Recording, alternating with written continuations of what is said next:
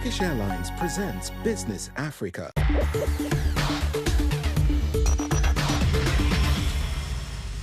Hello and welcome to Business Africa. I'm Ndeo Yoka and here are the headlines. Abolishing borders, common customs and now a shared investment bank. Mali, Burkina Faso and Niger are speeding up their integration. A new regional model or a risky gamble for the AES. In Nigeria, the startup Itana is rolling out an ambitious strategy to create a digital ecosystem where you can register a business, access financial services and operate from abroad. And in Nairobi, 8 million jeans produced for Levi and Wrangler employs 66,000 people, but the industry is now threatened by the imminent end of the AGOA agreement. The Alliance of Sahel States continues to equip itself with tools for its emancipation.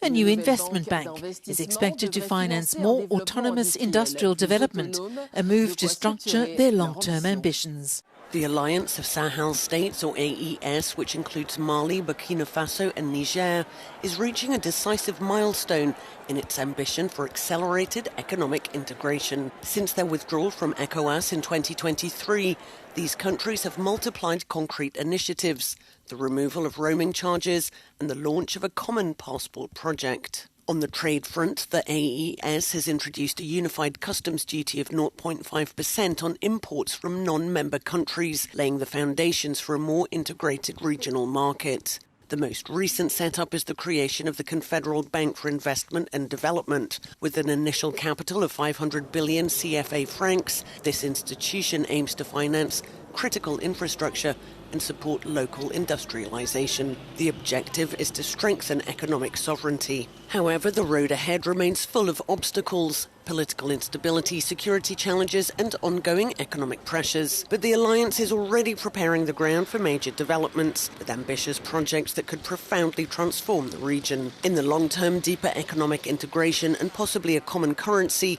could reshape the economic map of West Africa. Success or failure, AES leaders remain firmly committed.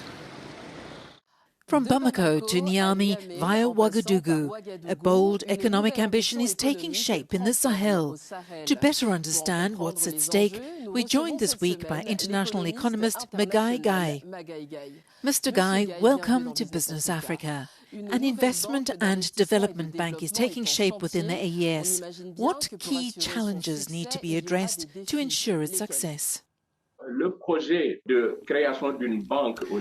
project to create a bank within the alliance is not just a financial endeavor, it is also a political act of sovereignty. It calls into question the ability of the AES countries to finance their own development independently.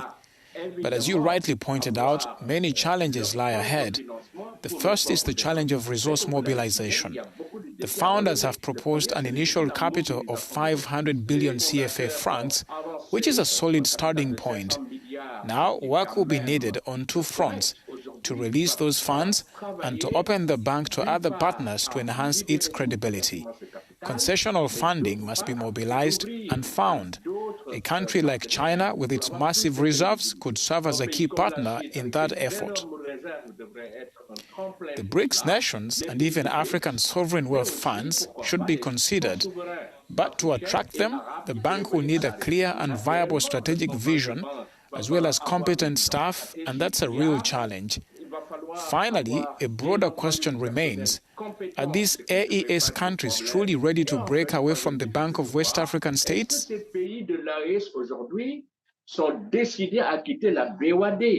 Building on that, could this new bank redefine how the AES engages with international financial institutions? Yes, this initiative could push development banks to reassess their sectoral priorities when it comes to AES countries, and perhaps even revisit their conditionalities. These countries are not isolating themselves. Quite the opposite. They now have the chance to diversify their cooperation with a wider range of financial institutions including Arab institutions. But most importantly, they can begin to rely more on endogenous financing sources.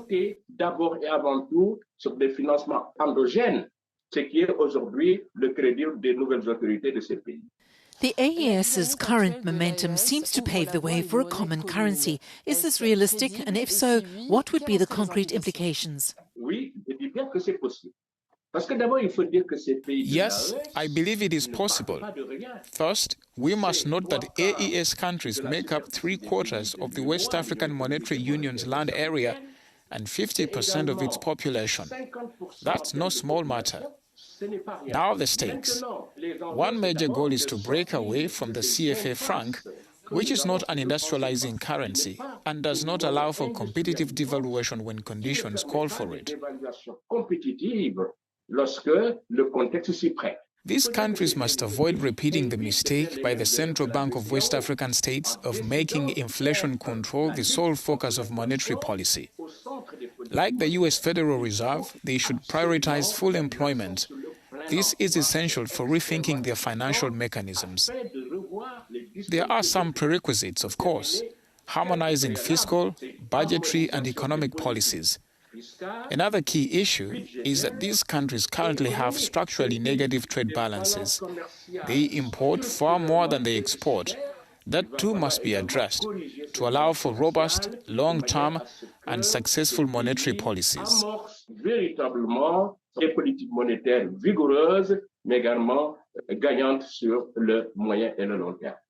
Mr. Guy, thank you for being with us on Business Africa. Thank you. Nigeria is banking on its digital transformation to overcome its economic challenges. With the tech market growing 15% annually, the African giant aims to turn crisis into opportunity. Nigeria, home to a dynamic youth and a strong innovation ecosystem, remains one of Africa's most promising economies. Yet, foreign direct investment dropped to just $29.83 million in the second quarter of 2024, its lowest level in over a decade, according to the National Bureau of Statistics. A depreciated naira and an uncertain business climate are deterring investors. Still, startups like Etana remain optimistic, believing technology is a key lever for recovery. With Etana, you can incorporate your business remotely from anywhere in the world. You can sit in New York, go to the Etana app, register your business, access talent, access vendors, be compliant to operate in Nigeria, open a bank account, pay your taxes, and all of that from anywhere in the world. Etana is Nigeria's first company to receive a digital special economic zone license, helping foreign firms access talent and market more easily. These applications are meant to make the registration and generally running and operating a business from Nigeria, considering also the strategic position of Nigeria anyways in the African continent. It's it's a very important and good thing.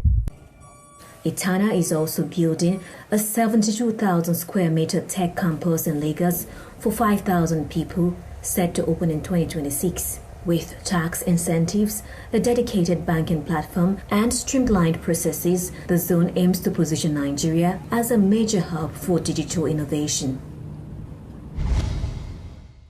In Kenya, the denim industry, which produces 8 million jeans a year, relies heavily on the AGOA agreement with the United States.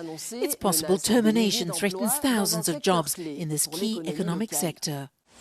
In Nairobi, factories produce 8 million pairs of jeans each year for major US brands like Levi's and Wrangler. This vital industry supports 16,000 Kenyan workers, but it could collapse by September. The threat comes from the possible end of the African Growth and Opportunity Act, which currently allows Kenyan textiles duty-free access to the US. There is no measure we can take because without AGOA, at least my company cannot exist, and many EPZ companies which we know, I don't think they can. So a good example is Ethiopia. Ethiopia was flourishing and then AGOA went away, everything collapsed, done. Ethiopia lost AGOA access in 2022 and thousands of jobs disappeared. Economists warn that Kenya must prepare for a similar shift by diversifying its export markets. They would have to look for possibilities in other markets, for example, take advantage of continental free trade area, or look for ways to have direct negotiation with the United States of America. This seems to be the language of the new administration in the United States, that whoever partners with America must showcase the value. We've seen them asking for minerals in other countries in exchange for cooperation. So I think Kenya needs to look at its value proposition to United States beyond the apparels. With just months left, Kenya's denim industry is holding its breath. Already facing a recent US tax compliance warning, the country enters AGOA negotiations from a weakened position.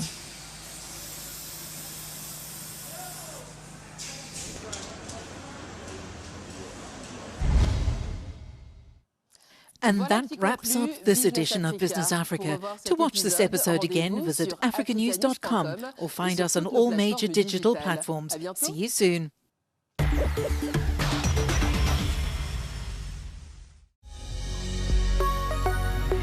Business Africa was presented by Turkish Airlines.